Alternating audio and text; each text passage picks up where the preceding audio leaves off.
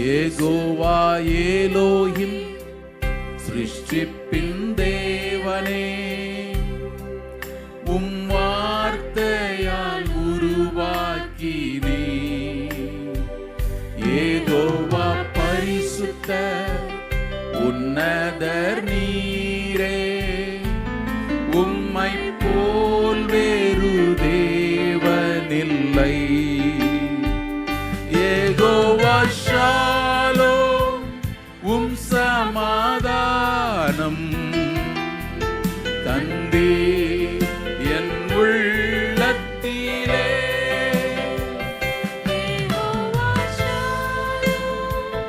உம் சமாதானம் தந்தே என் உள்ளத்திலே. நீர் மாத்திரம் போதும், நீர் மாத்திரம் போதும், நீர் மாத்திரம் போதும் எனக்கு. நீர் மாத்திரம் போதும், நீர் மாத்திரம் போதும், நீர் மாத்திரம் போதும் எனக்கு.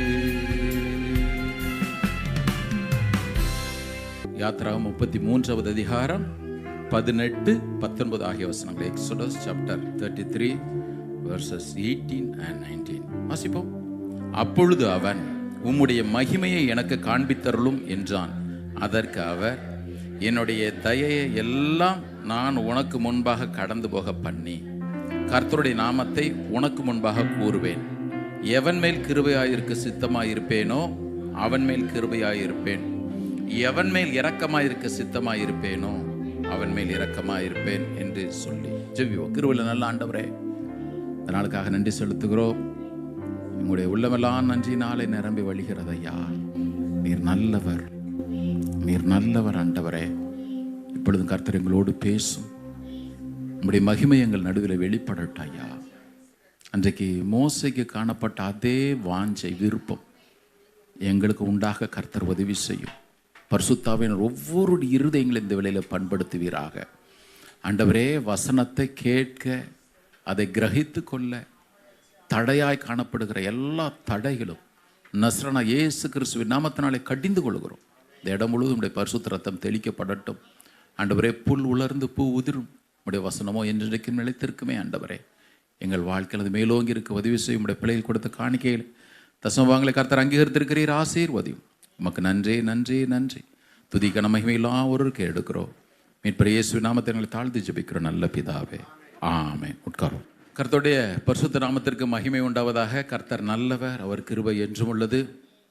இன்றைக்கு தேவ செய்திக்கு மோசையும் தேவ மகிமையும், Moses and the glory of God, நீங்கள் தலைப்பை கொடுக்க விரும்புகிறேன். ஏன்னா நான் நேற்று ரொம்ப நேரம் வேதத்தை தியானித்து கொண்டிருந்தேன். நிறைய காரியங்களை யோசிச்சுட்டு இருந்தேன். முந்தானத்து கூட அதே மாதிரி தான். எனக்கு ஒரு மனுஷனுடைய ஆசை இப்படி தான் இருக்கணும் அப்படின்னு, குறிப்பாக என்னுடைய ஆசை இப்படி இருக்கணும் ஆண்டவரே, என்னுடைய ஆசை இப்படிப்பட்ட ஆசை நான் வளர்த்துக்கொள்ள எனக்கு கிருபை தாரும் அப்படின்னு சொல்லிட்டு எனக்குள்ளாக இருந்த ஒரு ஜெபம். நம்ம ஒவ்வொருடைய விருப்பம் வாஞ்சும் இதே மாதிரி தான் இருக்கணும் பாருங்க, இதே மாதிரி தான் இருக்கணும். மோசே சொன்னா, ஆண்டவரே உம்முடைய மகிமையை நீர் எனக்கு காண்பித்தரலும். ரொம்ப முக்கியம் கவனிங்க. அதுக்கு பின்னா ஆண்டவர் சொன்ன பதிலாம் அவர்கிட்ட இருந்து அந்த வார்த்தையில் கேட்கத்தக்கதாக நம்முடைய விருப்பம் வாஞ்சியும் இருக்கணும். மகிமை, நம்முடைய க்ளோரி, நான் அதை நான் பார்க்கணும். அமெரிக்காவில் 26வது ஜனாதிபதியாக இருந்தவர் தியோடர் ரூஸ்வெல்ட், படிக்கிற பிள்ளைங்களுக்கு தெரிஞ்சிருக்கும். அவர் தன்னுடைய பணிக்காலம் முடிந்த பிறகு ஆப்பிரிக்காவுக்கு டூர் போனார். ஆப்பிரிக்கன் சஃபாரி, காடுகளில் போய் தங்கி வேட்டையாடுறது. கிட்டத்தட்ட 5 மாதங்கள் அங்கே தங்கியிருந்தார். ஈஸ்ட் ஆப்பிரிக்காவில் தங்கியிருந்து, இன்றைக்கி அது பெரிய பேசு பொருளாக இருக்கும். அன்றைக்கி அவர் அந்த 5 மாதங்களில் 11,000 மிருகங்களை வேட்டையாடினாராம். எத்தனை? ஆமாம், ஆப்பிரிக்காலெலாம் காடுகளில் அப்படி சும்மா பைசா கொடுத்துட்டோன்னா விட்டுருவாங்க. இவர் என்டர்டெயின்மெண்ட்டுக்கு போனார். 11,000 மிருகங்களை அவர் வேட்டையாடினார் 5 மாதங்கள். அந்த 5 மாதங்கள் முடிஞ்சு அங்கே அந்த மம்பாசா ஹார்பரில் கப்பல் ஏறி திரும்ப அமெரிக்காவுக்கு திரும்பும் பொழுது, ஆப்பிரிக்கா கண்டத்தில் 30 வருடங்கள் ஊழியம் செய்து அப்படியே சரீரத்தில் பலவீனப்பட்டு ஒரு மாதிரி உடஞ்சி போய் ஒரு தம்பதியினரும் அந்த கப்பலில் ஏறினான். அந்த கப்பல் 2 வாரங்கள் பயணம் செய்து அதுக்கு பிறகு அமெரிக்காவில் ஹட்சன் ரிவரில் இருக்கிற ஹட்சன் பேன்ற துறைமுகத்துக்கு வந்துச்சு. அங்கே தியோடர் ரூஸ்வெல்ட் இறங்கும் பொழுது பயங்கர பேண்டு, பட்டாசுலாம் கொளுத்தி பயங்கரமான வரவேற்பு. இவங்க 30 வருஷம் ஆண்டோட ஊழியத்தை செஞ்சுட்டு அப்படி இறங்கும் பொழுது பார்த்தீங்கன்னா இவங்கள வான் சொல்கிறதுக்கு நாதியே இல்லை. மிஷினரி உடஞ்சி போயிட்டார். மிஷினரி சொன்னார், இங்கே வந்து நம்மளை சந்திக்கிறதுக்கு ஒருத்தர் கூட இல்லையே, நம்ம ஆண்டோடைய ஊழியத்தை செஞ்சுட்டு வர்றோம், ஆனால் போய் 11,000 மிருகங்களை வேட்டையாடிட்டு வர்ற ஒரு நபருக்கு இவ்வளோ வரவேற்பு கொடுக்கப்பட்டிருக்குது. அந்த அம்மா அவரை தைரியப்படுத்த சொன்னாங்க. தைரியப்படுத்தல, அதுதான் உண்மையும் கூட. Honey, we are not home yet. இன்னும் நம்ம வீட்டுக்கு நம்ம வரல. நம்ம வீட்டுக்கு நம்ம வரும்பொழுது நம்ம வரவேற்கிறதுக்கு ஒரு பெரிய டீம் இருக்கும். எல்லோரும் கரங்குரத்து அலையில் சொல்லுவோமா?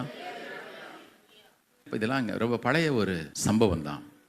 இது எதை குறித்து அந்த அம்மா பேசுனாங்க அப்படின்னா, நித்திய மகிமை, ஆண்டவர் நமக்கு தர்ற மகிமை.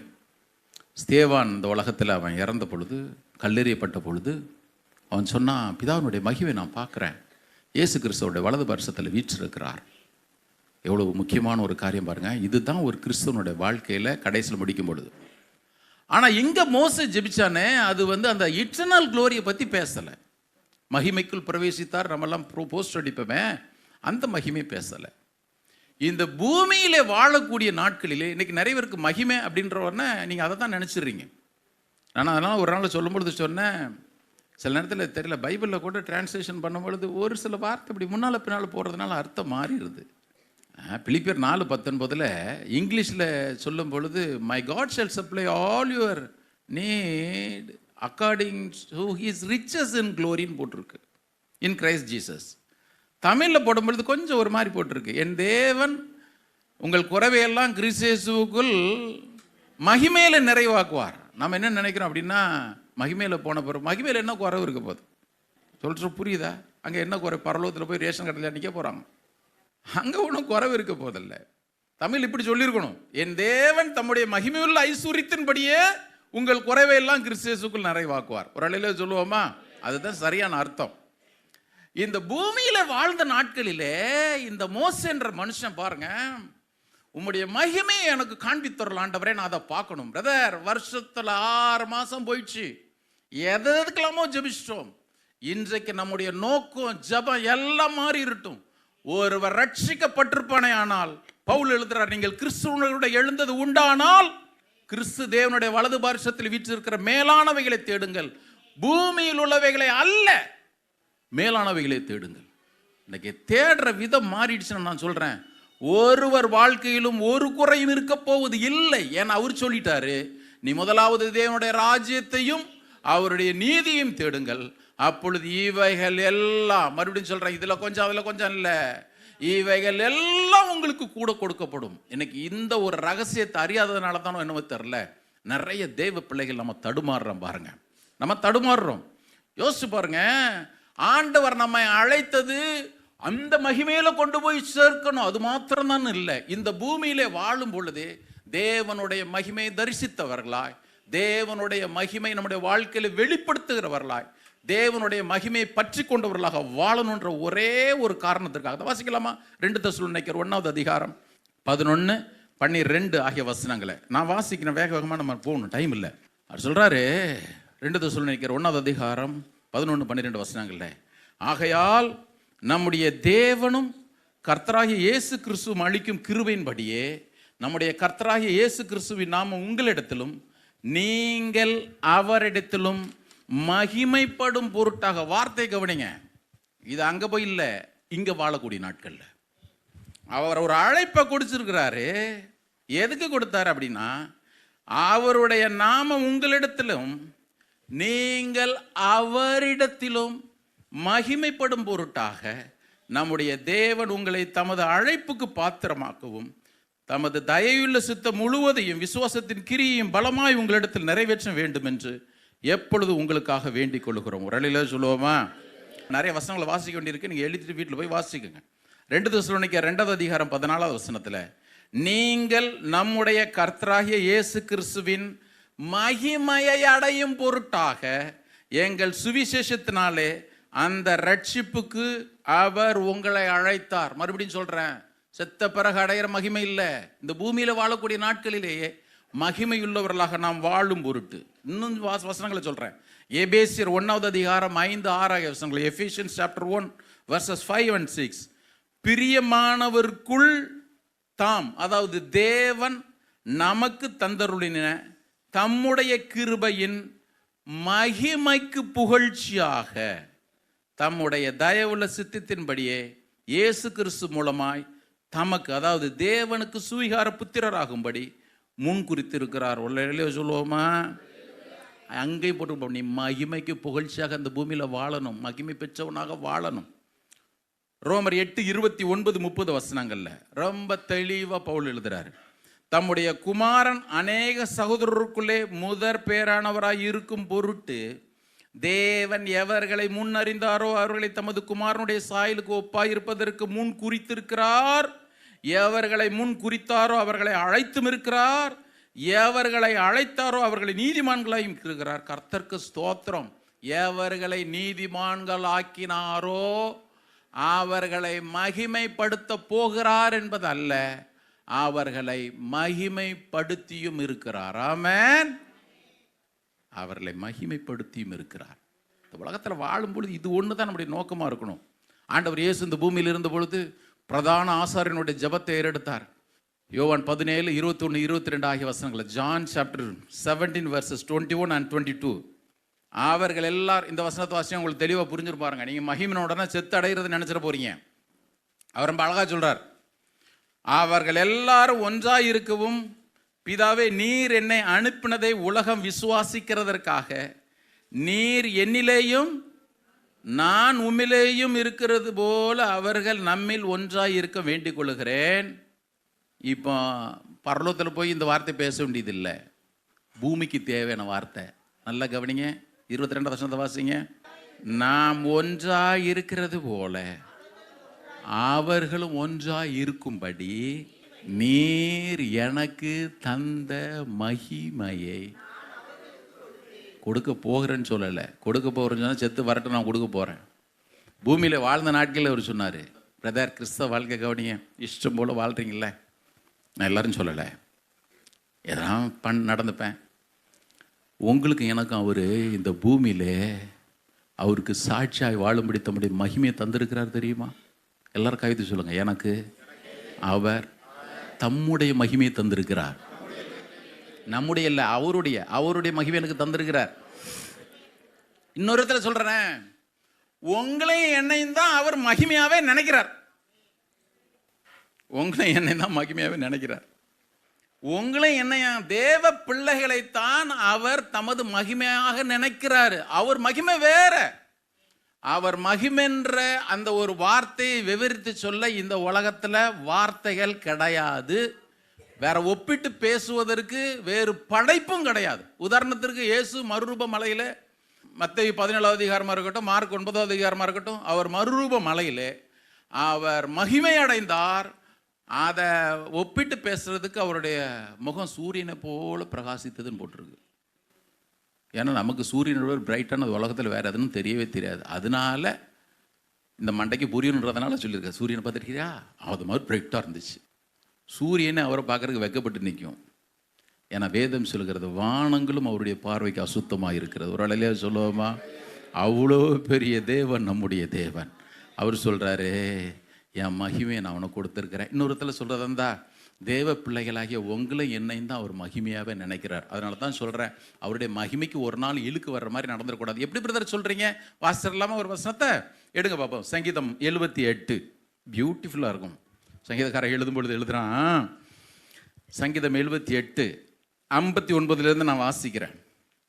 தேவன் அதை கேட்டு உக்கிரமாகி இஸ்ரவேலை மிகவும் வெறுத்து தாம் மனுஷருக்குள்ளே போட்ட கூடாரமாகிய சீலோவில் உள்ள வாசஸ்தலத்தை விட்டு விலகி, 61வது வசனத்தை எல்லாரும் வாசிங்க.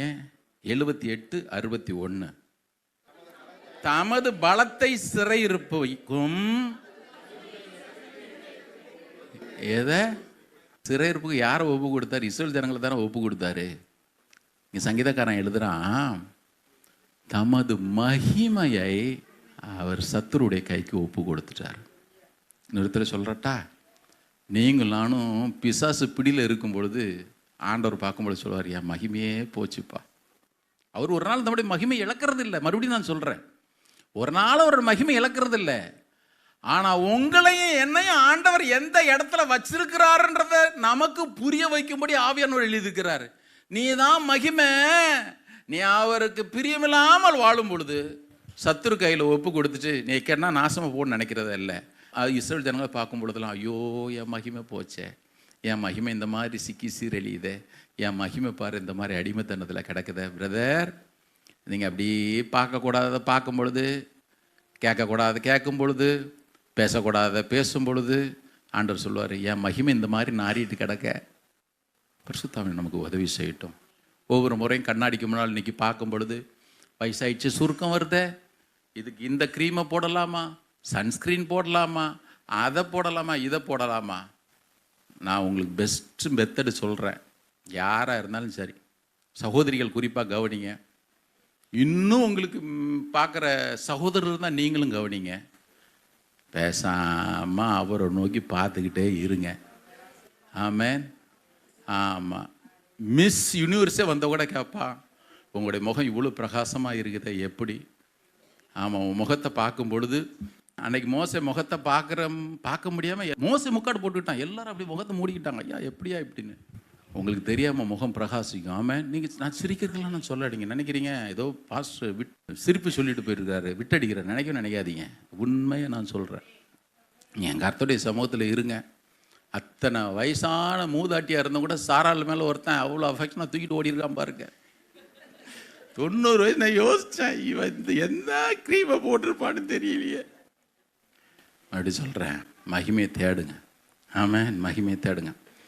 நல்ல ஆண்டவர் இருக்கிறார் பாருங்க. அதனால தான் சொல்கிறேன், இந்த நாட்கள் நம்முடைய ஜபங்கள்லாம் மாறணும். நீங்கள் மாற்றி பாருங்கள், எதுக்கு ப்ரையாரிட்டி கொடுக்கணுமோ அதுக்கு கொடுத்து பாருங்கள்.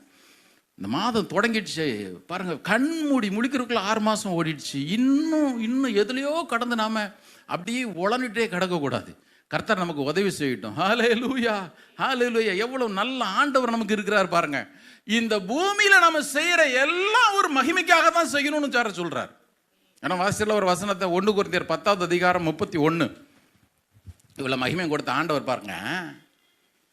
1 கொரிந்தியர் 10வது அதிகாரம் 31வது வசனத்தில் அவர் சொல்றாரு, ஆகையால் நீங்கள் புசித்தாலும் குடித்தாலும் எதை செய்தாலும் எல்லாவற்றையும்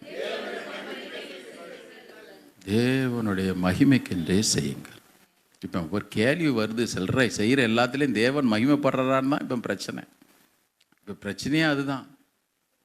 நல்லா பார்பிக்யூ நேஷனில் போயிட்டு அப்படியே பெரிய ஸ்ப்ரெட்டு அடிக்க வச்சுட்டு இங்கேருந்து செல்ஃபி எடுத்து போகிறதுனால தேவன் மகிமைப்பட மாட்டார். அவர் சொல்கிறார், உங்கள் வாழ்க்கையே மகிமையாக வெளிப்படட்டுமே, உங்கள் வாழ்க்கையே மகிமையாக மாறிடட்டும். பிரதர், இதெல்லாம் கட்டளைகள். நீங்கள் ஏதோ ஆலோசனை நினச்சிட்டிங்கன்னா தயவுசெய்து மாற்றிக்கிங்க. இதெல்லாம் பரிசுத்த ஆவியானவர் ஒவ்வொரு தேவ பிள்ளைக்கும் கொடுக்குற கட்டளை. நீ புசிச்சாலும் நீ குடித்தாலும், சிலவர் குடிச்சிட்டான் அப்படின்னாலே அவங்களுக்கு என்ன தெரியுமா அர்த்தம்? ஆமாம், பாஸ்டர் அங்கே குடிச்சு நிற்கிறாருன்னு சொல்லுங்களாம் பார்ப்போம். எந்த டாஸ்மாகில்னு கேட்பாங்க. பாஸ்டர் ஏதோ ஜூஸ் தான் குடிச்சிட்டு இருந்திருப்பாரு. நீங்கள் உடனே சில பேருக்கு அந்த வார்த்தையை அப்படி மாறிடுச்சு பாருங்க. நீ புசிச்சாலும் சரி நீ குடித்தாலும் சரி அப்படி நிறுத்தியிருந்தாருன்னா பரவாயில்லை. நீ எதை செய்தாலும் எல்லாவற்றையும் அவருடைய மகிமைக்கென்றே செய்யுங்கள். இன்னொரு இடத்துல பவுல் என்ன திரும்ப சொல்கிறாரு, உன் வாழ்க்கையின் ஒவ்வொரு பகுதியிலும் தேவனுடைய நாமம் மகிமைப்படும்படி உன் வாழ்க்கையை மகிமையுள்ளதாக மாறிடட்டும்.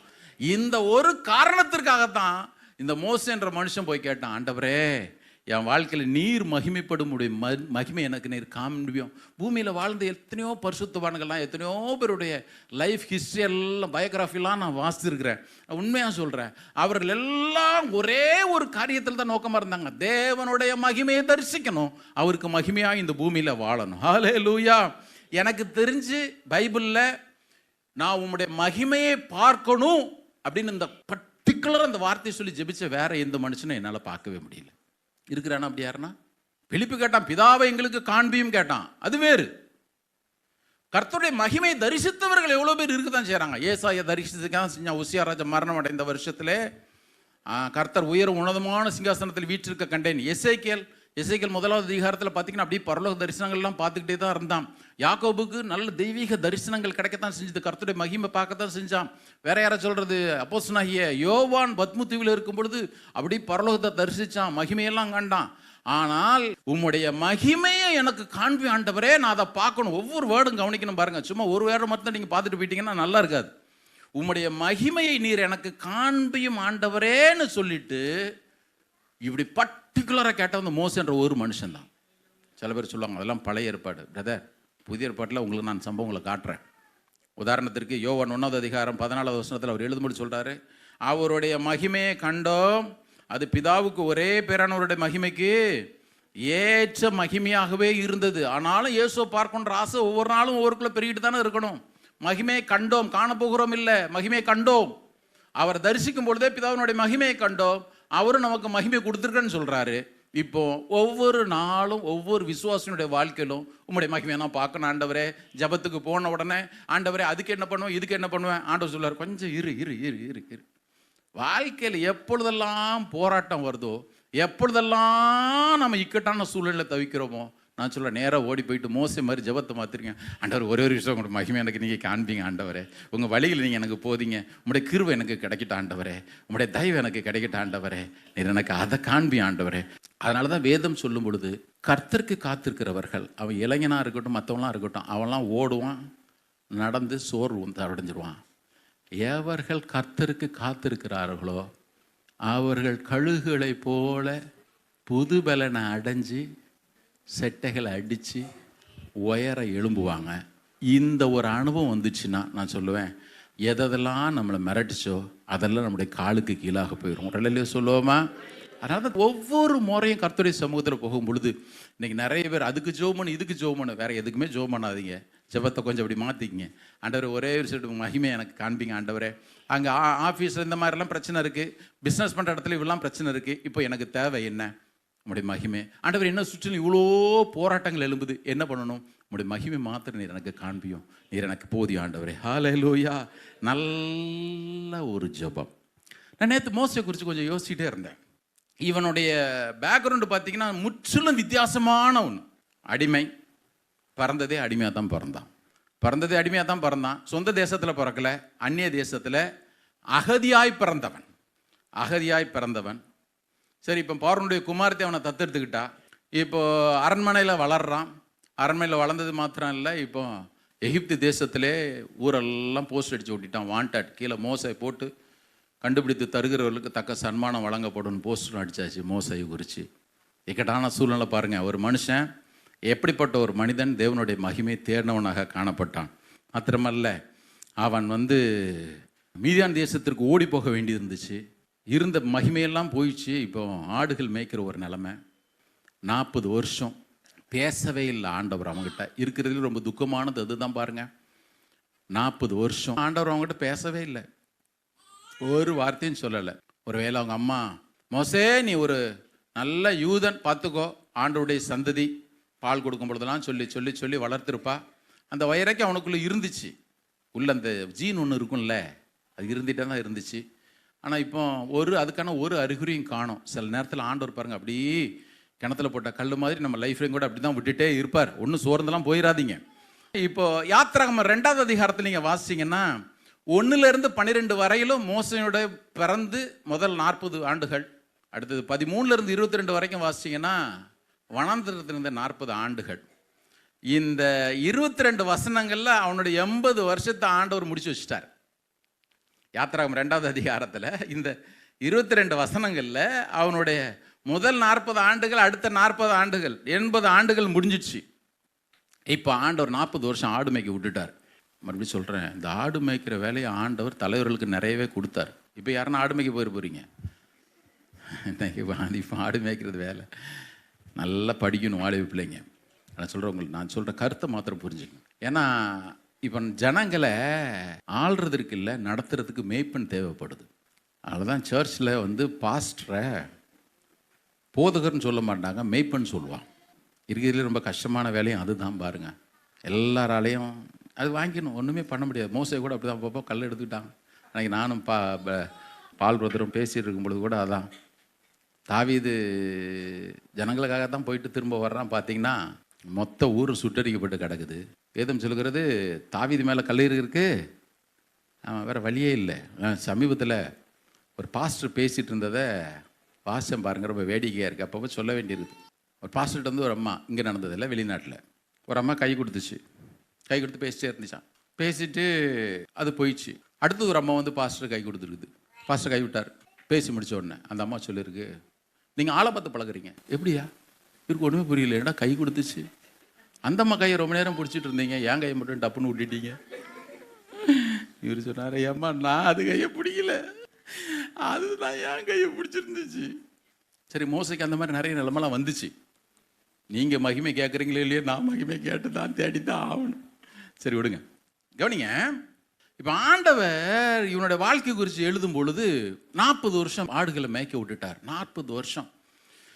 நீங்கள் யோசிச்சு பாருங்களேன், இந்த மனுஷனுடைய வாழ்க்கை நீங்கள் கொஞ்சம் திரும்பி பார்த்தீங்கன்னா, அன்னைக்கு எகிப்தில் இருந்ததுலே பெஸ்ட்டான ஸ்கூலில் படித்தவன் அவன் தான். ஏன்னா ராஜகுமாரர்கள் படிக்கிற ஸ்கூலில் தான் கண்டிப்பாக மோசே படிச்சிருப்பான், அப்படி தானே?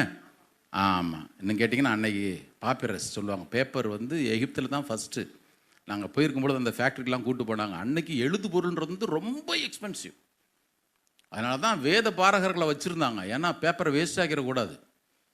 மோசைக்கு கண்டிப்பாக அதில் ட்ரைனிங் அடிச்சுட்டு தான் செஞ்சுருக்கோம். மாத்திரமல்ல, வேற என்ன சொல்கிறது, மம்மிஃபிகேஷன், இந்த செத்த பணங்களெல்லாம் பாடம் பண்ணி பிரமிடுக்குள்ளே வச்சானே, கண்டிப்பாக மோசைக்கு தெரிஞ்சிருக்கும். பிரமிடு கட்டுறதுக்கு தெரிஞ்சிருக்கும், பிரமிடு கட்டுறதுக்கு தெரிஞ்சிருக்கும். கர்த்தருக்கு ஸ்தோத்திரம். ஆண்டவர் 40 வருஷம் மொத்த சர்டிஃபிகேட்டையும் டம்மி ஆக்கிட்டார். ஏன் தெரியுமா டம்மி ஆக்கினார்? நல்லா கவனிங்க பிரதர், இங்கே படித்தவங்களும் உண்டு, படிக்காதவங்களும் உண்டு. உங்களுக்கு ஒரே ஒரு காரியத்தை சொல்கிறேன். ஆண்டவர் உனக்கு ஒரு ட்ரைனிங் கொடுத்தாரே, மோசே நீ சிவந்த சமுத்திரத்தில் நிற்கும் பொழுது உன் சர்டிஃபிகேட் சில நேரத்தில் உனக்கு உதவி, சில நேரத்தில் எப்பவுமே உதவாது. நீ உன்னுடைய வாழ்க்கையில் மாறாவின் அனுபவங்களை சந்திக்கும் பொழுது உனக்கு நீ கற்றுக்கொண்ட கல்வி உதவி செய்யாது. நல்லா படிக்கணும், மறுபடியும் சொல்கிறேன், நல்லா படிங்க. நீங்கள் வாழ்க்கையில் வாழ்கிறதுக்கெல்லாம் வேணும், சம்பாதிக்கிறதுக்கு வேணும். நம்ம சபையில் நல்ல IAS IPS எல்லாம் எழும்பட்டும், கர்த்தருக்கு ஸ்தோத்திரம். ஆனால் என்னதான் படிப்பு வந்தாலும் சரி, ஆண்டவர் ஒன்றை மாத்திரம் கற்றுக் கொடுக்க விரும்புகிறாரு. இங்கே பார், சிவந்த சமுத்திரத்தில் நீ நின்னா உனக்கு தேவை படிப்பு இல்லை, அன்னைக்கு என்னுடைய கிருபை உனக்கு வெளிப்படணும், என் வழி உனக்கு போதிக்கப்படணும். நீ வாழ்க்கையில் மாறாவை சந்திக்கும் பொழுது அன்னைக்கு தேவை என்னுடைய கிருபை, நான் உனக்கு போதிக்கிற வழி. உன்னுடைய வாழ்க்கையில் வனாந்தரம் போன்ற அனுபவங்களில் நீ பேசாமல் வீறு நடை போட்டு முன்னேறி போகணும்னா அன்னைக்கு தேவை என்னுடைய மகிமை, நான் உனக்கு போதிக்கிற வழி. கர்த்தருக்கு ஸ்தோத்திரம். அதையும் நமக்கு தந்து நடத்துகிறதற்கு எப்பொழுதும் ஆயத்தமாக இருக்கிற நல்ல ஒரு ஆண்டவர் நமக்கு இருக்கிறார். எல்லாரும் கரங்களுடைய சத்தம் ஒரு இல்லையா சொல்லுவோமா? ஆமே. நான் ஒரு நாள் ஆராதனையில் கூட சொன்னேன், உங்களுடைய மகிமை எனக்கு காண்பியும் அப்படின்னு ஆசையாக கேட்ட ஒரு மனுஷனை போடான்னு சொல்லிட்டுலாம் காலில் இட்டி உதச்சிட்டு போல. அவனுக்கு எப்படியாகிலும் மகிமை காண்பிக்கணும். இப்படி பார்த்தா நீ செத்துருவ, இங்கே வா, கண்மலைக்குள்ள வா, உள்ள வச்சு மறைச்சு. கர்த்தர் நல்லவர். ஆமே. கவனிங்க, இப்போ யாத்திராகமம் 3வது அதிகாரம் எப்படி தொடங்குது? இங்கே தான் தேவன் 40 ஆண்டுகள் கழித்து, வனாந்தரத்தில் 40 ஆண்டுகள், இப்போ 80 ஆண்டுகள் ஆயிடுச்சு. இப்போ முதல்ல தன்னை மறந்து போன ஒரு மனிதனை இப்போ ஆண்டவர் வந்து அப்படியே சந்திக்க வர்றாரு. இந்த 3வது அதிகாரம் எப்படி திரும்ப தொடங்குது? ரொம்ப துக்கமாக இருக்கும் பாருங்க, ரொம்ப துக்கமாக இருக்கும். முதல் தலைப்பை எழுதிக்கிங்க, களைத்து போன மோசே, வாழ்க்கையில் களைச்சு போன மோசே. 3வது அதிகாரம் 1வது வசனம், அவன் வாழ்க்கையில் உண்டான பரிதாபமான நிலைமை அப்படியே எழுதி வச்சிட்டார். வாசிக்கிற 3:1. மோசே மீதியான் தேசத்து ஆசாரியனாய் இருந்த தன் மாமனாகிய எத்ரோவின் ஆடுகளை மேய்த்து வந்தான். அவனுக்குன்னு ஆடுகள் கூட இல்லை. தன் மாமனாகிய எத்ரோவின் ஆடுகளை மேய்த்து வந்தான். அவன் ஆடுகளை வனாந்தரத்தின் பின்புறத்திலே ஓட்டி தேவ பர்வதமாகிய ஓரேப் மட்டும் ஓட்டி வந்தான். நல்லா கவனிங்க, கடந்த காலத்தில் எடுத்த தவறான முடிவை எடுத்துட்டனே ஒருவேளை அவன் நினைச்சிருக்கலாம். வேதம் சொல்லுகிறது, கிறிஸ்துவே நிமித்தம் வரக்கூடிய மகிமை அறிந்தபடியினாலே பார்வோனுடைய குமாரத்தின் மகன் எனப்படுவதை வெறுத்து தேவ ஜனங்களோடு பாடுகள் அனுபவிப்பதே தெரிந்து கொண்டான் 40வது வயசின் முடிவில். ஆனால் இப்போ சில நேரத்தில் நான் எடுத்த முடிவு சரிதானான்னு எனக்கு தெரியலையே. ஒருவேளை ஆண்டவரை நம்பி குடும்பத்தெல்லாம் பகைச்சிட்டு வந்துட்டோமோ, சில பேர் சொல்லுவாங்க, வந்துட்டோமே இவ்வளோ பாடுகள் வழியாக போயிட்டே இருக்கிறேனே. எல்லாரும் ஒரு பாதையில் போகும் பொழுது நான் அப்படி வாழ்ந்திருந்திருக்கலாம். ஆனால் இன்றைக்கி இந்த 40 வருஷம் நான் தேவனுக்காக வைராக்கியம் பாராட்டணும்னு விரும்பினதுனால எனக்கு ஒன்றுமே தெரியலையே. இந்த வனாந்தரம் ரொம்ப முக்கியம் தெரியல. நீங்கள் பைபிளில் வாசிச்சிங்கன்னா கிட்டத்தட்ட நேற்று உட்காந்து கவுண்ட் பண்ணி பார்த்தேன், கிட்டத்தட்ட 290க்கு மேலே வனாந்தரன்ற வேர்டு போட்டிருக்கு. வில்டர்னஸ் 290 முறைக்கு மேலே. ஆனால் பெரும்பாலான இடங்களில் இந்த வனாந்தரம்னு வரும்பொழுதெல்லாம் பின்னால் முக்கியமான ஒரு சம்பவம் இருக்கும் பாருங்கள். பிரதர் நல்லா கவனிங்க. இந்த வனாந்தரத்தின் பாதை நிறைய நேரத்தில் அழுகையின் பாதை. ஆனால் வசனம் சொல்லுது, இந்த 40 வருஷம் ஓடிச்சே இதே மாதிரி தான் இந்த நாளும் எனக்கு இருக்கும் அப்படின்னு தான் மோசே வழக்கம் போல் வனாந்தரத்தின் பின்புறம் ஒருத்தர் கூட இல்லை. நான் வேடிக்கையாக சொல்கிறது உண்டல்ல, ஃபோன் சிக்னல் கூட எடுக்காது. வீட்டுக்குள்ளே இருந்தாலும் எடுக்காது, அது வேற. வனாந்தரத்தின் பின்புறத்தில் சிக்னல் கூட எடுக்காது. மோசையினுடைய புலம்பலை கேட்கறதுக்கு ஆடுகள் தான் இருந்திருக்கும். அவைகளால் புரிந்திருக்கவே முடியல. கர்த்தருக்கு ஸ்தோத்திரம். அடிக்கடி நான் யோசிப்பேன் பாருங்களேன், வனாந்தரத்தின் பின்புறம் முக்கியமே இல்லாத ஒரு இடம், ஆனால் அதையும் பரிசுத்த பூமியாக மாத்திராரு பாருங்க. நம்முடைய ஆண்டவர் எவ்வளோ நல்லவர் பாருங்க. நீங்கள் பைபிளை எப்படி வாசிக்கிறீங்களோ எனக்கு தெரியாது. இங்கே வனாந்தரத்தின் பின்புறத்தில் போய் முட்செடியில் அவனுக்கு தரிசனமாகி ஆண்டவர் என்ன சொன்னார், நிற்கிற இடம் பரிசுத்த பூமி. எரிகோ சபிக்கப்பட்ட இடம்.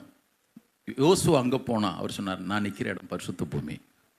பிரதர் திரும்ப சொல்கிறேன், நீங்கள் இருக்கிற இடத்திலே தேவன் இருப்பாரே, ஆனால் அந்த நிச்சயம் உங்களுக்கு இருக்குன்னா நான் சொல்கிறேன், உங்கள் வீடு பரிசுத்த பூமியாக தான் இருக்கும். விசுவாசிக்கிறவங்க ஒரு அலையில் சொல்லுங்கள், பரிசுத்த பூமினா பரிசுத்த பூமியாக தான் வச்சுக்கணும்.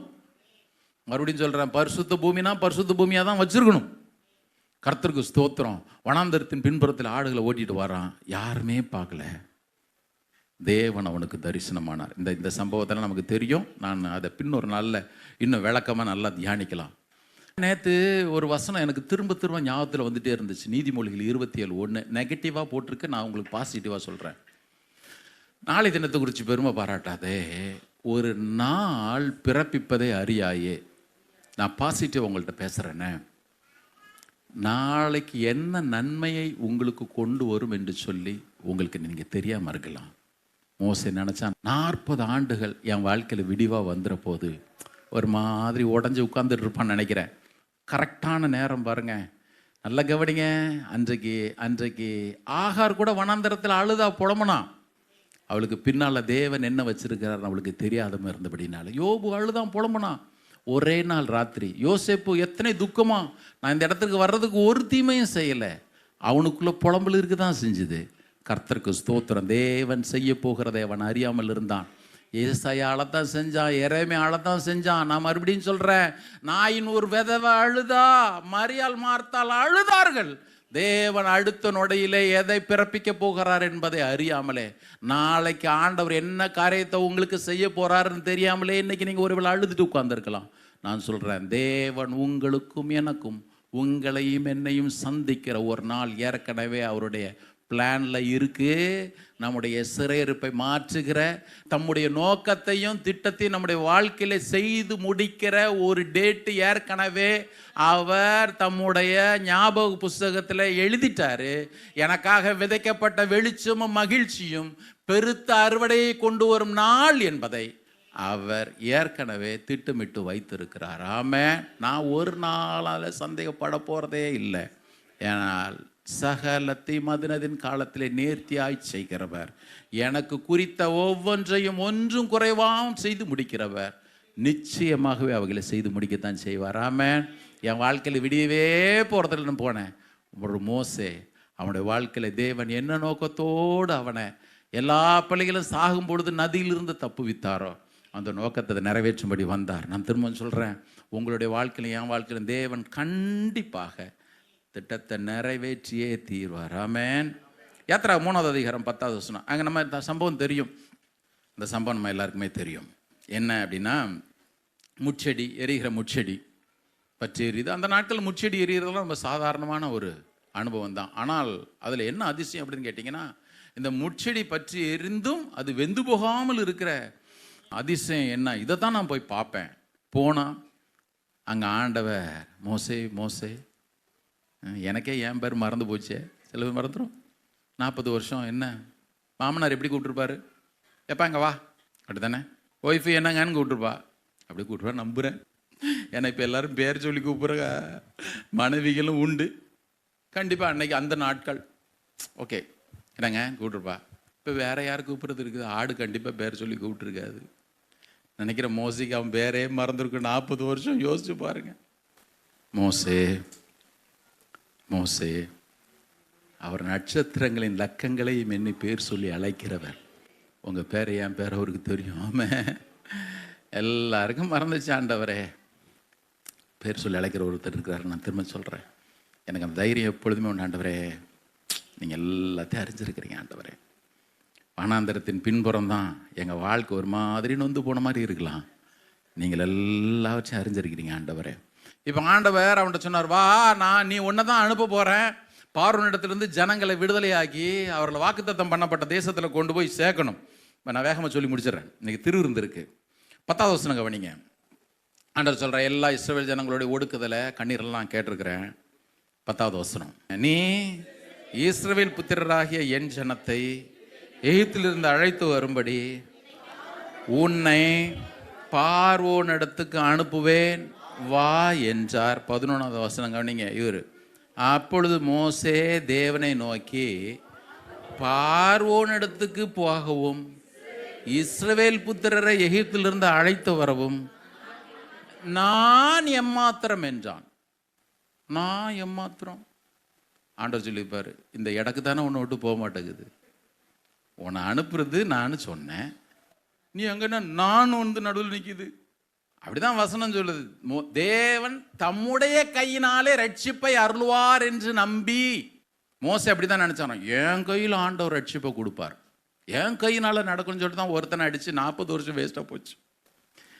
கவனிங்க, ஒரு நாளும் உங்க காரியத்தை நான் எடுத்துக்கிட்டு நான் நான் நான் நினைச்சு தானே மோசே 40 வருஷம் சோர்ந்து போயிட்டேன்.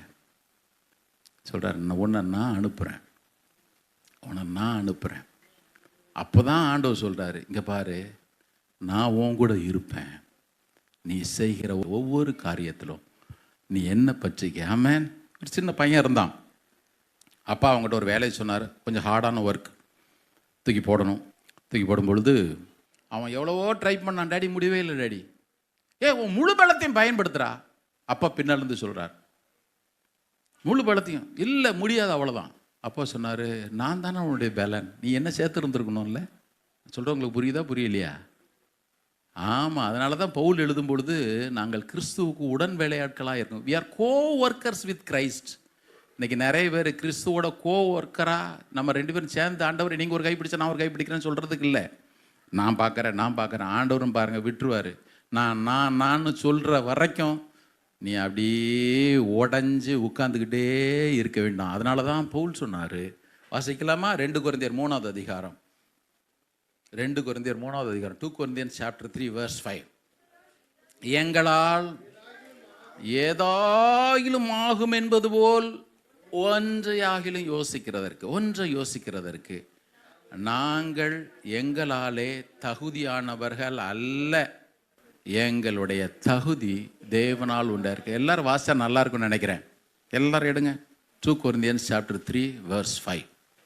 இன்னைக்கு நான் நினைக்கிறவங்க எல்லாரும் தூக்கி ஓரம் வைங்க. அதை உலகத்தான் எப்படின்னா இருந்துட்டு போட்டோம், மற்ற விசுவாசி எப்படி வேணா இருந்துட்டு போட்டோம், அதையும் நான் சொல்லிடுறேன். மற்ற விசுவாசிகளை பற்றி அவங்களாம் பற்றி நமக்கு கவலை இல்லை. இப்போ நீங்கள் வாசிங்க அதை. எங்களால் ஏதாயிலும் ஆகும் என்பது போல ஒன்றை யோசிக்கிறதற்கு நாங்கள் எங்களாலே தகுதியானவர்கள் அல்ல. எங்களுடைய தகுதி. இதனால தான் பவுல் லைஃப்பில் களைப்படையாமலே இருந்தது. ரொம்ப டயர்டாகாமல் இருந்தார். எப்படி திரும்ப இருந்தார்?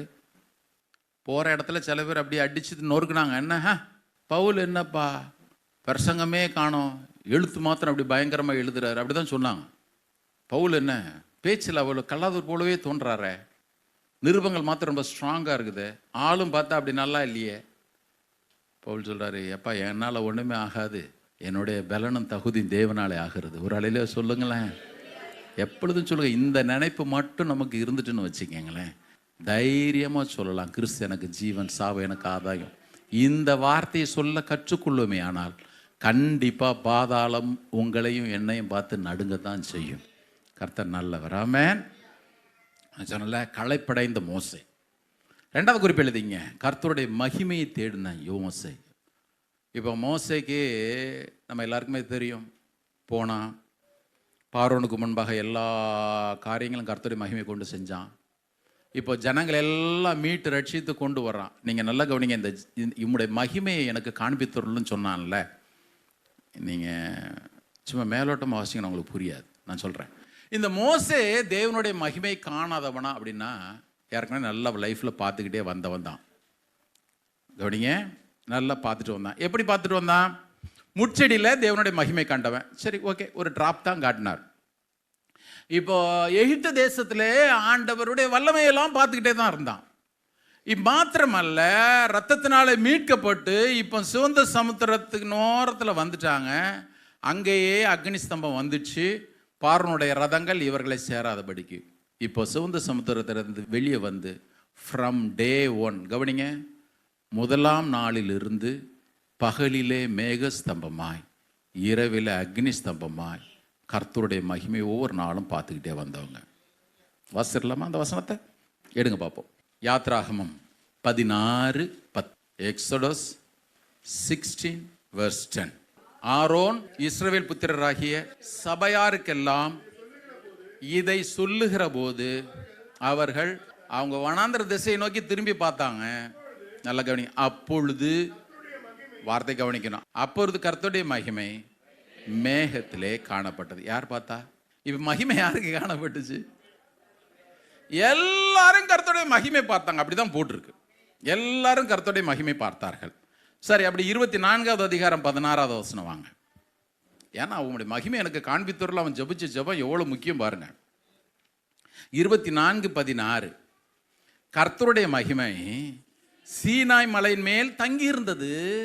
மேகம் 6 நாள் அதை மூடி இருந்தது. 7ஆம் நாளில் அவர் மேகத்தின் நடுவிலிருந்து மோசையை கூப்பிட்டார். இது என்ன பியூட்டிஃபுல்லா நினைப்போம் பாருங்க. எல்லாரும் பார்க்குறாங்க, 6 நாள் மேகம் அப்படி மலை மேலே தங்கிட்டே இருக்குது. எது மகிமை மேகம் அப்படி தங்கிட்டு இருக்குது. எல்லாரும் பார்க்குறாங்க. மோசேயை அங்கிருந்து கர்த்தர் கூப்பிடுறாரு. அப்படி வாங்க, யாத்திராகமம் 24வது அதிகாரம் 17வது வசனம். 24:17. மலையின் கொடுமுடியிலே, மலையின் உச்சியிலே கர்த்தருடைய மகிமையின் காட்சி இஸ்ரவேல் புத்தருடைய கண்களுக்கு அப்படி பட்சிக்கிற, எரித்து எடுக்கிற அக்னியை போல, நெருப்பை போல இருந்தது. எல்லாரும் அதை பார்க்க தான் செஞ்சாங்க. எல்லாரும் பார்த்தாங்க. மோசையும் பார்த்தான், இஸ்ரவேல் ஜனங்க எல்லாருமே கர்த்தருடைய மகிமை பார்த்தாங்க. 33:11. Exodus chapter 33. ஒருவன் தன் சிநேகிதனோட பேசுவது போல கர்த்தர் மோசையோட டைரக்டா பேசினார்னு போட்டிருக்குல்ல. இப்போ எதுக்கே மகிமை காண்பின்னு கேட்டான். எனக்கு இப்போதான் சொன்னீங்க, பார்க்காதவன் பார்க்கணும்னு கேட்கலாம். அதனால தான் இத்தனை வசனங்களை உங்களுக்கு காண்பிச்சேன். ஜனங்கள் மகிமையை பார்த்தார்கள். 6 நாள் மகிமையின் மேகம் இருக்குது. மாத்திரமல்ல, ஒவ்வொரு நாளும் பகலிலே மேக ஸ்தம்பம் கர்த்தருடைய மகிமை, இரவில் அக்னி ஸ்தம்பம் கர்த்தருடைய மகிமை.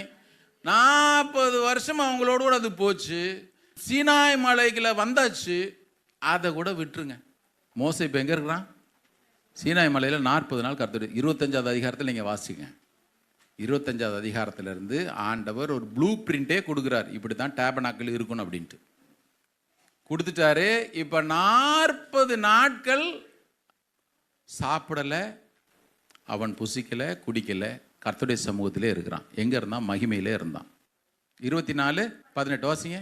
மோசே மேகத்தின் நடுவிலே பிரவேசித்து மலையின் மேல் ஏறி இரவும் பகலும் 40 நாள் மலையில் இருந்தான். எங்கே இருந்தான்? ஆண்டவரோட இருந்தான்ல. இப்போ மகிமையில் தானே இருந்தான், கர்த்தரோட பார்த்துக்கிட்டே தானே இருந்தான். சரி, அப்படி 33வது அதிகாரத்துக்கு வாங்க. இப்போ வாசியமாக தான் 11வது வசனம். ஒருவன் தன் சிநேகிதனோட பேசுவது போல கர்த்தர் மோசையோட பேசினாரா? இப்போ முகமையை பார்த்தானா? பார்க்கலையா? இப்போ அவன் எதுக்கு கேட்டான்? உம்முடைய மகிமையை எனக்கு காண்பி. யோசிக்கணும்ல. எனக்கு நைட்டெல்லாம் அதான் யோசனை. நைட்டெல்லாம் எனக்கு யோசனை, ஏன் கேட்டான். நேற்று பார்த்த மகிமை வேற, இன்னைக்கு பார்த்த மகிமை வேற இல்லை. தேவனுடைய மகிமை அதே மகிமை தான். நல்ல கவனிங்களேன். நேற்று எனக்கு இருந்த அனுபவம் இல்லை. நான் ஒவ்வொரு முறையும் புது புது சவால்களை சந்திக்கும் பொழுது நான் அவருடைய மகிமையை ஒவ்வொரு நாளும் தரிசிக்க வேண்டியது அவசியம். ஒரு அலையிலே சொல்லுங்க பார்ப்போம். பார்த்துட்டாங்க, டெய்லி பார்த்துட்டு தான் இருக்கிறான். இப்போ அவன் கேட்டது என்ன தெரியுமா? ஆண்டவரே, உங்கள் ஃபுல்னஸ் இல்லை, உங்கள் ஃபுல்னஸ், உங்கள் நிறைவு. அதை இன்னொருத்தில் சொல்கிறேனே, இயேசுவை பார்க்கணுங்க. நான் உம்முடைய மகிமையின் செயல்களெல்லாம் நான் பார்த்துட்டு தான் வர்றேன். சத்தத்தை நான் கேட்குறேன். எபிரேயர் 1வது அதிகாரத்தில் தானே அவர் தேவனுடைய தன்மையின் தற்சுரூபமாக இருந்து, மொத்த ஹோல் பீயிங் ஆஃப் காட் யார் தெரியுமா? இயேசு அந்த உலகத்தில் வெளிப்பட்டார். நான் விசுவாசிக்கிறேன், அன்றைக்கு இயேசு அவனுக்கு ஒரு மனித ரூபமாக, சாயலாக தம்முடைய மகிமை அவனுக்கு வெளிப்படுத்தி காண்பித்தார். அந்த வேணா வசனத்தை வாசிடலாம். எபிரேயர் 1வது அதிகாரம் தானே, எடுங்க பார்ப்போம். ரொம்ப பியூட்டிஃபுல்லாக இருக்கும். எபிரேயர் 1:3 வாசிங்க. இந்த இயேசு பிதாவினுடைய மகிமையின் பிரகாசமும் பிதாவினுடைய தன்மையின் சொரூபமாய் இருந்து சகலத்தையும் சர்வத்தையும் தம்முடைய, யாருடைய? குமாரனுடைய வல்லமையுள்ள வசனத்தினாலே தாங்குகிறவராய், தம்மாலே தாமே நம்முடைய பாவங்களை நீக்கும் சுத்திகரிப்பை உண்டு பண்ணி உன்னதத்துள்ள மகத்துவமானவருடைய வலது பார்சத்தில் உட்கார்ந்தார். ஒரு அழில சொல்லுவோமா? நான் சொல்கிறேன், அப்படியே ட்ராப்பாக பார்க்குறேன். ஐயா, இப்போ ஒரே ஒரு முறை உங்களை நான் பார்க்கணும்.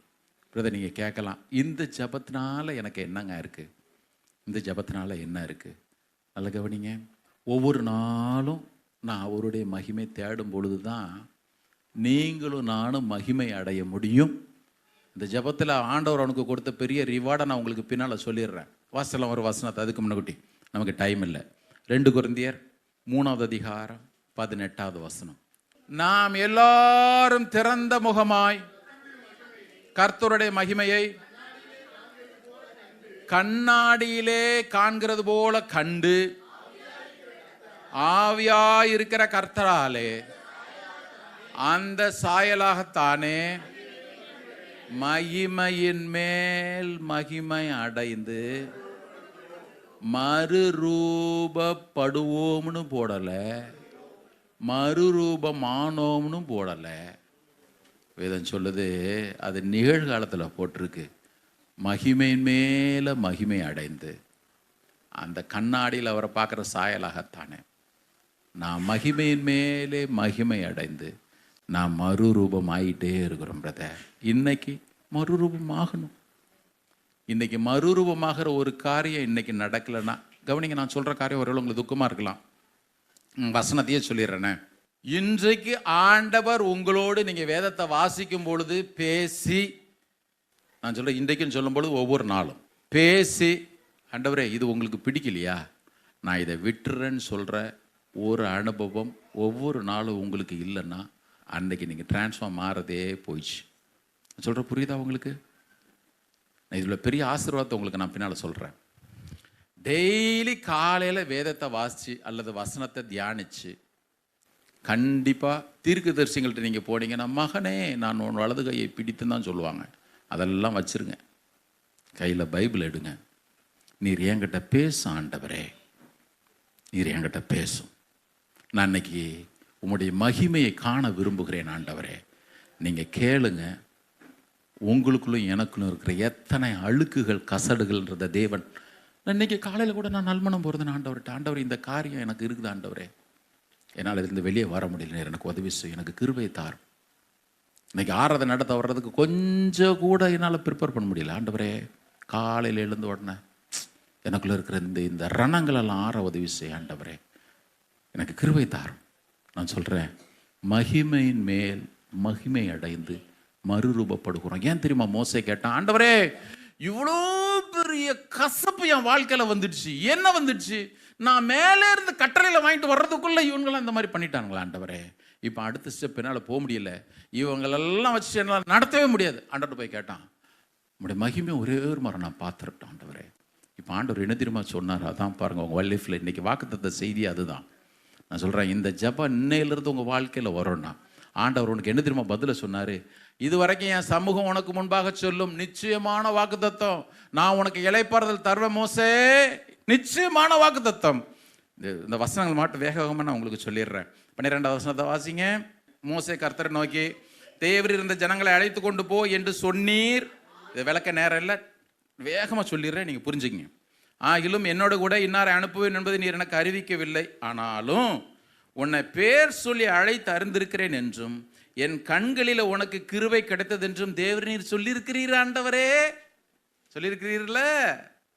சொன்னீர் ஆண்டவரே, உம்முடைய கண்களில் இப்பொழுது எனக்கு கிருபை கிடைத்ததானால். நல்லா கவனிங்க, இவன் ஜெபத்தில் ஒவ்வொரு நாளும் இருந்த ஆசை என்ன தெரியுமா? ஆண்டவர் எனக்கு அதைத்தார் இதைத்தாரெல்லாம் கேட்கல, ஏன் மொத்தத்தையும் உனக்கு தந்து உன் ஜாதியை நான் பெரிதாக்குகிறேன்னு சொல்றதுக்கு கூட ஒரு தேவன் இருக்கிறார். அவன் என்ன தெரியுமா கேட்டான்?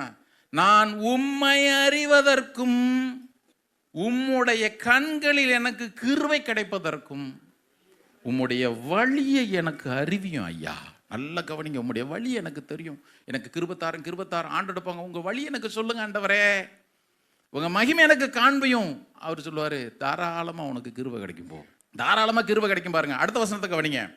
அதற்கு அவர் சொல்றாரு, இதை கேட்ட உடனே, இப்படி கேட்கறவங்ககிட்ட தான் கர்த்தர் சொல்லுவாரு, சும்மா ஆட்டோவில் போட்டிருக்கதெல்லாம் வந்துடாது, வீட்டில் எல்லாரும் வீட்டு வாசல்லையும் வெளியே போகும்பொழுது என் சமூகம் உனக்கு முன்பாக சொல்லும். தயவு செய்து விட்டுருங்க. யாருக்கு தெரியுமா அந்த வாக்குத்தத்தத்தை கர்த்தர் கொடுத்தாரு? ஆண்டவரே, உம்முடைய கண்களில் எனக்கு கிருபை கிடைப்பதற்கும், ஆண்டவரே உம்முடைய வழியை நீர் எனக்கு போதியும், ஆண்டவரே வழி எனக்கு நீர் போதியும், ஆண்டவரே உடைய வழியை போதியும். கர்த்தர் சொன்னார், என் சமூகம் உனக்கு முன்னாக சொல்லும். அடுத்து கவனிங்க 18வது வசனம். அப்பொழுது அவன், உம்முடைய மகிமை எனக்கு காண்பித்தருளும் என்றான். அதற்கு அவர், நல்ல கவனிங்க வாசிங்க, இப்படி கேட்குற மனுஷனுக்கு தான் இந்த வாக்குத்தத்தம். இன்னைக்கு எல்லாரும் இந்த ஆசையோட போயிடணும். வாசிங்க அந்த வசனத்தை. இப்போ அவர் என்ன தெரியுமா சொல்லியிருக்கணும்? மகிமை காண்பிக்கிறேன்னு சொல்லியிருக்கணும்.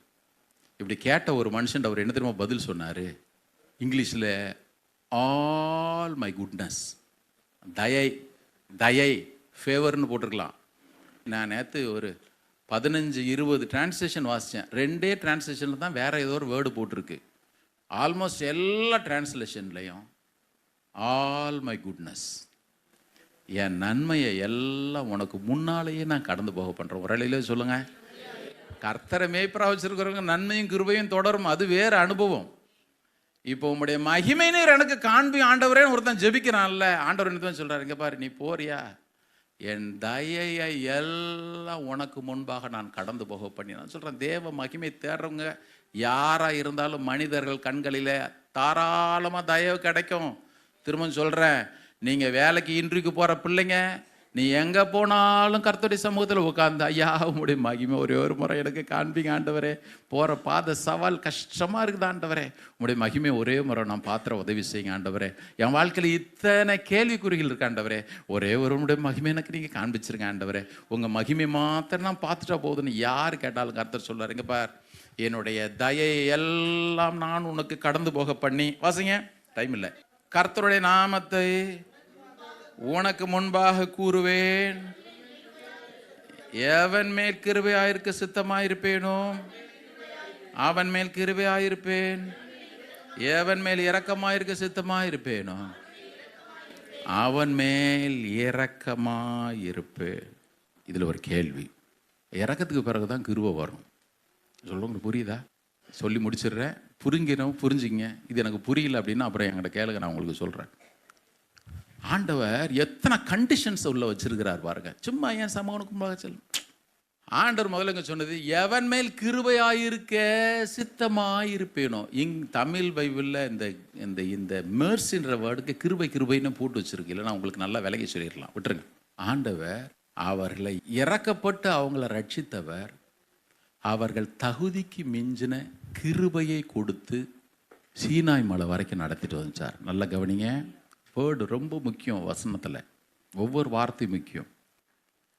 அவர் அவர்களை கிருபையாய் நடத்தி வந்தார். இந்த கிருபையில் அவன் கானான் வரைக்கும் போய் சேர்ந்துருக்கணும். கானான் வரைக்கும் போய் சேர்ந்துருக்கணும். இங்கே சரியான முரட்டாட்டம் பண்ணிட்டானா, கிருபை அதோடு முடிஞ்சு போச்சு. இப்போ அவங்களுக்கு தேவை என்ன தெரியுமா? மறுபடியும் அந்த பாவத்தை மன்னிக்கிறதுக்கு ஒரு இரக்கம் தேவைப்படுதில்ல, அந்த இரக்கம் தேவைப்பட்டுச்சு. உங்களுடைய மகிமை எனக்கு காண்பியும் ஆண்டவரேன்னு ஜெபித்த ஒரே மனுஷனால் ஆண்டவர் சொல்கிறாரு, இந்த வரப்பா, நான் மறுபடியும் அந்த இரக்கத்தை உனக்கு தர்றேன். மறுபடியும் பேக் டு ஸ்கொயர் ஒன்றுன்ற மாதிரி நான் மறுபடியும் உனக்கு நான் இரக்கத்தை தர்றேன்ப்பா, நான் உன்னை கொண்டு போகிறேன். பிரதர் சிஸ்டர் நல்லா கவனிங்க. முடிவு மகிமை தேடின ஒருத்தன் நீங்கள் நினைக்கலாம், உபாகமம் முடியும் பொழுது கர்த்தர் அவனை, ஆமாம் அந்த வசனத்தை வாசிங்க நல்லா இருக்கும், அதை சொல்லி தான் முடிக்கணும். உபாகமம் 34:6 வந்து பார்த்தீங்கன்னா கர்த்தர் அவனை அடக்கம் பண்ணினார்னு போட்டிருக்கு. கர்த்தர் அவனை அடக்கம் பண்ணினார். அடக்கம் பண்ணுறதுக்கு ஆண்டவர் ஃபியூனரல் சர்வீஸ் நடத்திருக்கிறாரு. வெட்டி புதைச்சது மிகாவேல் தூதன். அப்படி தானே வாசிக்கிறோம் யூதால. அதுக்கு டவுட் வந்துட போகுது யாருக்குண்ணா? நீங்கள் யோசிச்சு பாருங்கள், ஆண்டவரே ஒரு ஃபியூனரல் சர்வீஸ் நடத்திருந்தாருன்னா எவ்வளோ மகிமையாக இருந்திருக்கும் பாருங்கள். உண்மை தானே? அப்படி வசனம் அப்படி தானே போட்டிருக்கு 34:6 உபாகமத்தில். அவர் அவனை மோவாப் தேசத்தில் உள்ள பள்ளத்தாக்கிலே கர்த்தர் அடக்கம் பண்ணாருன்னே போட்டிருக்கு. ஆண்டவர் ஃபியூனரல் சர்வீஸ் நடத்தினாருங்க. ஆண்டவர் நடத்தினார். மோசே நீ கீழ்ப்படியாமல் இந்த விஷயத்தில் வார்த்தைக்கு விட்டுட்ட. ஆனால் உன்னை தூக்கி நான் ஒப்பு கொடுக்க போகிறதில்ல, பிசாசுக்கும் ஒப்பு கொடுக்க போகிறதில்ல. அவன் கையில் கொடுத்தனா அவன் அங்கேயே கலரை கட்டிட்டு மாலை போட்டுட்டு பழுங்கு கல்லை தொடச்சிட்டே அங்கேயே தங்கிடுவான். அவன் கையிலும் கொடுக்க போகிறதில்ல. நான் நடத்துகிறேன் பாரு உனக்கு அடக்க ஆராதனை. ஒருத்தருக்கும் தெரியல. நல்ல கவனிங்க, நல்ல கவனிங்க. மகிமை தேடுற ஒரு மனுஷனுடைய அடக்க ஆராதனை கூட அவ்வளோ மகிமையாக இருந்திருக்கும் தெரியுமா? உண்மையை சொல்கிறேன், அவ்வளோ மகிமை. நான் பரலோகத்தில் போனால் ஆண்டவர்கிட்ட இதெல்லாம் கேட்பேன். கண்டிப்பாக ஆண்டவர்கிட்ட எனக்கு நிறைய கேட்கும், நிறைய கேள்விகள். ஆண்டவர்கிட்ட போனால் 2-3 காரியம் கேட்பேன். ஆண்டவரே, இந்த யோசேப்பு தன்னுடைய சகோதரில் பார்த்தது பிறகு தனியாக போய் அழுதான்ல, அது கொஞ்சம் அப்படி கொஞ்சம் திரும்ப ரீப்ளே பண்ணுங்க ஆண்டவரே, ரீப்ளே பண்ணி எனக்கு கொஞ்சம் காட்டுங்க, நான் பார்க்கணும். பைபிள் வாசிக்கும் பொழுது எஸ்ரா ஆலயத்துக்கு அஸ்திபாரம் போடுகையிலே வாலிபர்கள்லாம் ஆர்ப்பரித்தார்கள், முந்தின ஆலயத்தின் மகிமை கண்ட முதியோர்கள்லாம் அழுதாங்கன்னு போட்டிருக்குல்ல, அதை கொஞ்சம் பார்க்கணும் ஆண்டவரே. அதெல்லாம் இப்படி முக்கியமானு கேட்பேன். இந்த நகோமியும் ரூத்தையும் எப்படி இவ்வளோ, அதை கொஞ்சம் காட்டுங்க ஆண்டவரே. கண்டிப்பாக இதெல்லாம் நான் பரலோகத்துக்கு போய் கண்டிப்பாக ஆண்டவர்கிட்ட கேட்பேன். மோசே எப்படி ஆண்டவரே ஃபியூனரல் சர்வீஸ் நடந்துச்சு, கொஞ்சம் காட்டுங்க ஆண்டவரே, நான் பார்க்கணும் ஆண்டவரே. அவரை பார்த்தோன்னே இதெல்லாம் கேட்பேன். அது ஆனால் எனக்கு இப்போ ஆசை, பரலோகம் போனால் இதெல்லாம் நீங்கள் எழுதி வச்சுருக்கிறீங்களே, இதெல்லாம் எனக்கு தெரியல, வாசித்தா கூட ஃபுல் டெப்த் எனக்கு புரியலை, இதெல்லாம் நீங்கள் எனக்கு காண்பிக்கணும் ஆண்டவரே. கண்டிப்பாக சொல்கிற மகிமையை காண்பியுன்னு கேட்ட ஒருத்தனுக்கே போ பார்த்தா சித்திர மோசே, சரி போ நீ கேட்டுட்ட வா, கண்மலைக்கில் வச்சுக்கிறேன். பிதாவினுடைய மகிமை எப்போ தெரியுமா தரிசிக்க முடியும்? இயேசுக்குள்ள இருந்தால் தான் தரிசிக்க முடியும், தெரியும்ல? வேதம் சொல்கிற அந்த கண்மலை கிறிஸ்துவே, அவர்களோட சென்ற ஞான கண்மலையின் தண்ணீரை குடித்தார்கள். அந்த கண்மலை கிறிஸ்துவே, வா உள்ள வா. பார்த்துட்டியா மோசே? ட்ராப் போதுமா? பிரதர், நீங்கள் நினைக்கிறீங்க மகிமை காண்பின்னு சொன்னோன்னா கேட்டுறவா போகிறாருன்னு. நான் சொல்கிறேன், அன்னைக்கு இந்த மோசைக்கு அவர் தம்முடைய மகிமையை விளங்க பண்ணியிருப்பாரே. ஆனால் ஒருவேளை கடந்த நாட்களில் உங்களுக்கு 1000 மகிமையான அனுபவங்கள் இருக்கலாம். அதை வச்சு இந்த ஜூலை மாதத்தை ஓட்டிடலான்னு மட்டும் நீங்கள் நினச்சிங்கன்னா நீங்கள் ரொம்ப கஷ்டப்பட வேண்டியிருக்கும். இன்றைக்கி வீட்டில் போய் உட்காந்து மத்தியானம் சாப்பிட்டுட்டு தூங்குறீங்களோ இல்லையோ, எங்களோட ஊழியத்துக்கு கண்டிப்பாக நீங்கள் வரமாட்டீங்க, ஓகே. ஆனால் அவர் சமூகத்தில் உட்காந்து, ஆண்டவரே நான் உங்கள் மகிமையை பார்க்கணும் ஆண்டவரே, ஆமாம் உங்கள் மகிமை எனக்கு நீங்கள் காண்பீங்க ஆண்டவரே, மகிமையை காண்பீங்க ஆண்டவரே. நான் சொல்கிறேன், இந்த ஜூலை மாதத்துக்கு அது போதுமானதாக இருக்கும். ஆமாம், ஜூலை மாதத்துக்கு மாத்திரம் இல்லை, உங்கள் வாழ்க்கையின் முடிவு வரையிலும் அந்த ஒரு ஜெபம் போதுமானதாக இருக்கும். வாழ்க்கையில் சவால்கள் வரத்தான் செய்யுது, என்னால் முடியல ஆண்டவரே. மோசே கூட சொன்னான், நானாக பெற்றேன், எதுக்கு எனக்கு இவ்வளோ பாரம், இது தாங்கக்கூடாத பாரம். பட் அதுக்கு நடுவில் ஒரு ஜெபத்தையும் போட்டான், உங்கள் மகிமையை பார்க்கணும் ஆண்டவரே, உங்கள் கண்கள் எனக்கு கிருபை கிடைச்சுன்னா உங்கள் வழியை எனக்கு போதிங்க, நான் எப்படி நடக்கும் நீங்கள் காண்பீங்க, அதில் கரெக்டாக இருந்தால் போதும். நான் சொல்கிறேன், all his goodness will go before us. எல்லா தயையும் அப்படி நமக்கு முன்னால் போயிட்டே இருக்கும். ஆமென். நீதிமானுடைய வழி அது நடுப்பகல் வரைக்கும் அதிகமாய் பிரகாசிக்கிற சூரிய பிரகாசம் போல் இருக்குன்னு வசனம் சொல்லுது. நீதிமானுடைய வழி ராஜபாதைன்னு சொல்லுது. ஏன் தெரியுமா? தேவனுடைய all his goodness will go before him. நான் சொல்கிறேன், இந்த ஜூலை மாதத்தில் அவருடைய எல்லா தயையும் நமக்கு முன்பாக கடந்து போக பண்ணுவார். ஆனால் ஒரே ஒரு வாஞ்சை இருக்கணும், ஆண்டவரே நம்முடைய மகிமையை பார்க்கணும். ஐயா எல்லாரும் எழுந்து இருப்போம். கர்த்தர் நமக்கு உதவி செய்யட்டும். தேங்க்யூ லா. திருவிருந்தில் பங்கு பெற போகிறோம்.